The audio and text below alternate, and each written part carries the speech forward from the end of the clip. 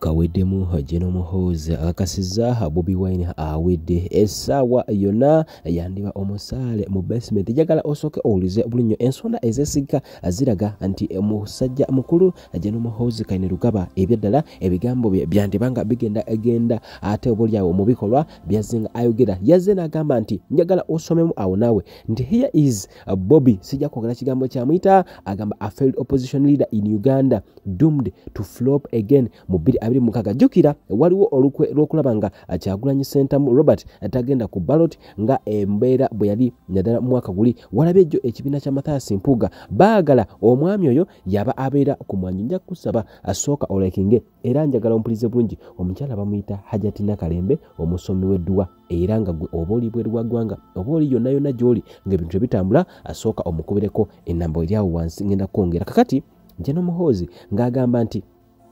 ahedinze okubeera he is headed for an electoral disaster but some reason he is obsessed with my sexual experience. Yagenze Muhoozi n'atweetinga ebigambo nga awaanawaana era nga asaba taata we amwe olukusa agende mu West Africa abeeko embeera gy'ateekayo. Njagala kuba nga mbikusomera n'agamba nti Bobi Wine ono waliwo embeera gy'ali mu kuteekawo ebyaddala alyolekedde obuzibu ekibambulira ekintu ekikyasinza okuba ekyetabu bw'aneesimba ku kitange mu 2026. Ebigambo ebyo byandiba nga bigenda kubeera mu nkola okusinziira ku information eriwo essaawa eno gye ngenda okuba nga nkuwa naawe okakasi. Wabula akavidiyo kano buli okalakinga ne katuuka ku buli fuutu soja ne katuuka ku buli mwana wa nkyukakyuka wamagwe oba okoze omulimu ogw'ettendo maybe because he has so few his own. He needs urgent surgery on that nose that is about to eat his face. Agamba nti omukulu yeetaaga sajjale Kyagulanyi Ssentamu mbu yeetaaga sajjale ku nnyindo ye kubanga essaawa yonna waakugira. Bwe nkugamba nti waliwo embeera y'okumumaliza njagala owulize bulungi. General Muhoozi Kainerugaba kiki kye yatwitinze Bobi Wine n'agamba nti omusajja ono yandituzaalira obuzibu. Agamba nti Museveni's son bino bigambo kati bya Kyagulanyi Ssentamu Robert. Agamba nti mulabe mutabani wa Museveni ate nga yakulira amagye gaffe wano mu Uganda. Agamba nti akonfaminze era n'akinoganya nti abakyala bo nga aba NRA era ne endaba yaabwe ey'ebintu babalabanga ebyo ebintu ebyokuzanyisa abiyise sex objects oba ebyo ebintu ebyokwegatta obwegasi. Bwebweni bino bye bigambo bya tweetinze Muhoozi n'amwanukula mukambwe ne kikonfaminga nti essaawa yonna kyebadde balindirira. Yagambye nti I want njagala kukonvinsinga njagala kumatiza muzeeyi atuteeke mu ggwanga lya Nigeria mu West Africa atukirize tugende tukube aba Boko Haram. Boko Haram kyeki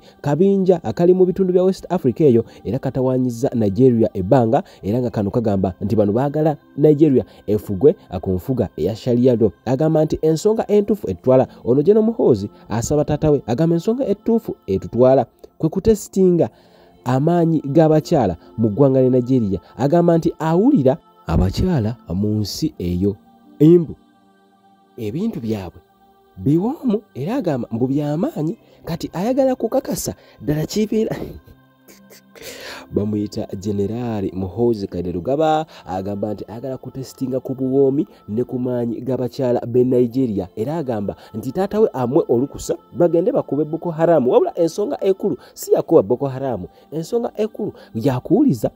Oh my God, njagala Bobi Wine nga ye avaayo awo we yatweetingire n'agamba nti naye bannaye ddala ono omusajja yakulira amagye gaffe ne bino ebigambo byalimu kubanga awandiika awo Muhoozi we yatabukidde. Wabula nga bino byonna byaleesewo olutalo. Muhoozi teyakomyawo yagenze maaso n'ayogera n'agamba abakyala bonna mu ggwanga lya Uganda abalina obubina abalina embuto ebyaddala. Yagambye nti abakyala bonna mu Kampala abalina embuto ennene bukwatibwa sooka ombulire omusajja ono ddala kiki. Era n'ayongerako n'agamba nti I will say it and all women in Uganda will do what I say. Abakyala bonna ngenda kukyogera era nkyogedde bajja kukola nga bwe ŋŋambye. General Muhoozi Kainerugaba CDF w'eggwanga lya Uganda. Muhoozi Kainerugaba have no time for women who have no bums. Taina time y'abakyala batalina bubina era n'agamba nti if you have ekibondo oba ekibondo kyeki we will arrest you. Kakati abakyala batalina bubina bubakeeredde. General Muhoozi Kainerugaba akakasizza nti bano bubakeeredde yessaawa kagenda kubanga kabajjuutuka. Bino byonna ebyokubeeraawo nga oli muserebende nga olina kabaawo bambi nga gwe watuula nnyo wavuga nnyo eggaali ng'oli muto akabina kakwesamba bazadde bo tebakakuwa. General Muhoozi Kainerugaba agamba nti byonna byonna ogenda kubikola wabula ogenda kubanga okwatibwa. Awo no teyakomyawo bwe yasinzidde n'agamba n'abasajja omusajja wuliriza nnyo wano. General Muhoozi agamba nti abasajja abatalina figa oba abalina figa ezitategerekeka nga muyina ebibuto muyina my goodness waliwo abasajja ab'embuto nabo bagambye nti ebyeddala yessaawa tuve mu ggwanga lino kubanga omukulu yagambye nti omusajja tolina kubeera na kifigafiga olina kubeera nga oteredde bulungi nnyo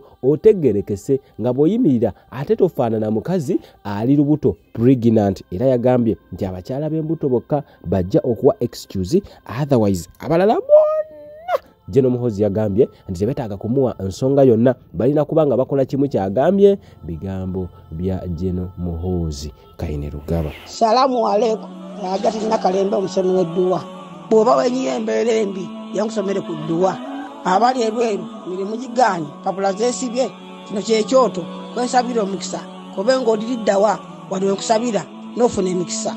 Ky'oba olabanga abirira ebinyonyi ebitalina kyakulya naawe atalina mulimu jankusomere ku dduwa ofuna omukisa.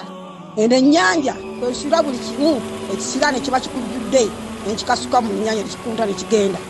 Nze Agati Nakalembe gambawo ennamba yange yeeno 052537529 temuddeeyo nemwebakira ebizibu mukobe ku nnamba yange eno. Waliwo akavubuka kali awo Dubai kalina ensundu. Akavubuka ako kakankolera video ndoza nga 30 mbadde sikaddangamuko n'emu. Lwaki? Kubanga mbadde sikatekinga ngako serious.